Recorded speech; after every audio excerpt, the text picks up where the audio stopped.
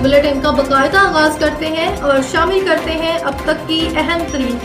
खबर शाम करते हैं डिस्ट्रिक्ट घोटकी ब्यूरो चीफ नजर मोहम्मद उर्फ लाला खान से एसएसपी घोटकी जनाब हफीजुल रहमान बुख्ती की हिदायत पर घोटकी पुलिस का मंशियात फरोशों व दीगर जुर्म पेशा अफराद के खिलाफ क्रैकडाउन। थाना मीरपुर माथेलो पुलिस ने दौरानी गश्त खुफिया इत्तला पे कार्रवाई करते हुए नेशनल हाईवे रोड नजत सिंध काटन फैक्ट्री से एक मुलजिम हाकिम अली वल्द गुलाम हुसैन मक्सी सकना गोठ बादल मक्सी तालका घोटकी को 1080 ग्राम चर्च समेत गिरफ्तार कर लिया। पुलिस गिरफ्तार मुलजिम को बरामद चर्च समेत थाने पे ले आई और उसके खिलाफ क्राइम नंबर 230/2024 दफा 3 SRC 19 के तहत मुकदमा दर्ज कर लिया गया।